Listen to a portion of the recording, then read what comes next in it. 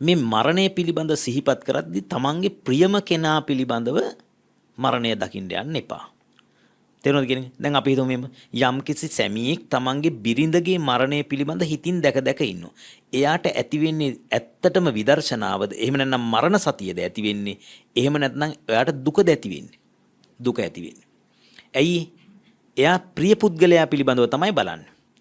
බුදුරජාණන් වහන්සේ තව එකක් කියනවා අප්‍රිය පුද්ගලයෝ පිළිබඳවත් එහෙම එකපාරට බලන්න යන්න එපා. පසුව බලන්න පුළුවන්. අප්‍රිය පුද්ගලයෝ පිළිබඳ දැන් අපි හිතමු අපි අල්ලපු ගෙදර මිනිස්සුත් එක්ක අපි තරහයි. හරි දැන් අපි හිතින් බලන මොකද්ද? ඒ මිනිස්යාගේ මරණය. හිත ඇතුලෙන් ඇති වෙන මොකද්ද? හොඳ වැඩි ඕකට. නේ? මැරෙන එකම යෝන කියලා මොකද නේ? අපි හිතින් ප්‍රාර්ථනා කර කර ඉන්න ඕනේ නේ. සමහර අය ප්‍රාර්ථනා කරන මේ මිනිස්සු මැරෙනවා නම් හොඳයි කියලා. අන්න එහෙම. එතකොට තමන්ට ඒකදී ඇති වෙන්නේ මොකද්ද? රාගයක් ඇති වෙනවා. තේරෙනවනේ? ඡන්දයක් ඇති වෙනවා. ඒ නිසා ඒ පැත්ත කරන්නත් එපා කියනවා. ඊළඟට ඒ කියන්නේ ප්‍රිය පුද්ගලයෝ පිළිබඳව බලන්නත් එපා කියනවා. අප්‍රිය පුද්ගලයෝ පිළිබඳව බලන්නත් එපා කියනවා. ඊළඟට තව මධ්‍යස්ථ පුද්ගලයෝ පිළිබඳව බලන්නත් එපා කියනවා. ඒතර මොකද්ද බලන්නේ? මධ්‍යස්ථ පුද්ගලයෝ කියලා කියන්නේ මෙන්න මෙහෙම. දැන් අපි හිතමු ඔයත් දැකලා තියෙනවා අර වැඩසටහන් එහෙම කරන මෝචරි ගන්න කට්ටිය. මෝචරියක් කරන කෙනෙක් එක වැඩසටහන් කරනවා. එයාගෙන් අහනවා මරණය පිළිබඳව ඔයාලට මොකක්ද දැනෙන්නේ? අයියෝ ඒක නම් සිම්පල් කේස් එකක් මට නම් එච්චර දැනෙන්නේ නැහැ. ඇයි එයා හැමදාම මිනි කපල එයාට ඒක සාමාන්‍ය දෙයක් බවට පත් වෙලා.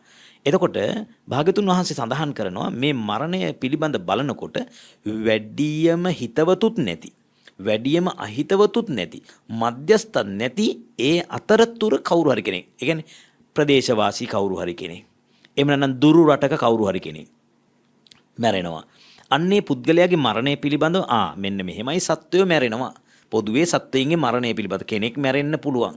තේරුණාද? ඊට පස්සේ මේ තමන් පිළිබඳව බලනකොට තමන්ට අවබෝධය එනවා මේ අර දැන් අර වඩා ප්‍රිය වූද දැන් ගොඩක් කෙනෙක් කියන්න පුළුවන් ස්වාමීන් වහන්සේ තමන්ට තමන්ම ගොඩක් ප්‍රියයි නේද?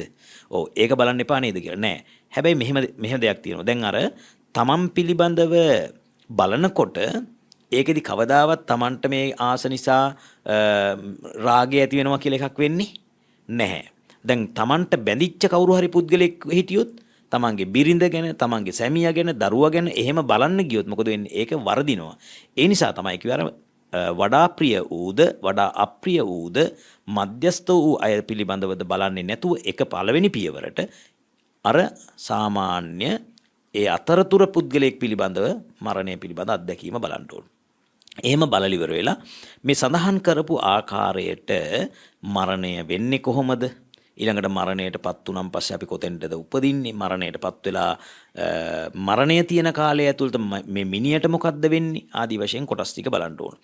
මෙතන සඳහන් කරනවා විජ්ජු බුබ්බුල උස්සාව ජලරාජී පරික්ඛයන් ඊට පස්සේ කියනවා ඝාතකෝව රිපූතස්ස සබ්බත්තාපි අවාරියෝ. මොකද්ද කියන්නේ? විජ්ජු බුබ්බුල විදුලියක් වගේ. විදුලියක් කියලා කියන්නේ දැන් අපි දන්නවා මේ ජීවිතේ අපි මෙහෙම ඉන්නකොට එකපාරටම විදුලියක් කෙටුවා වගේ දැන් විදුලිය කියන එක නිකන් ෂණිකව ඇති වෙලා නැති වෙලා යන එකක්.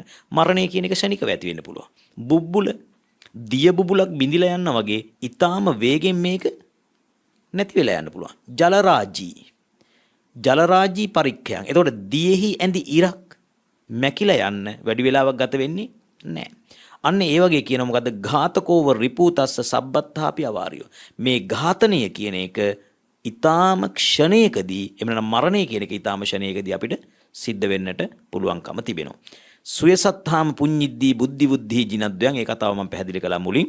බොහොම පුණ්‍ය 이르දියෙන් වැඩුණා වූ ඒ වගේම බොහොම බුද්ධියෙන් වැඩුණා වූ ප්‍රඥාවෙන් වැඩුණා වූ බුදුපසේ බුදු උතුමන් වහන්සේලා පවා මරණයටපත් වූයේ නම් එහෙම නැත්නම් පිරිනිවන් වැඩියේ නම් අපි ගැන කවර කතාද?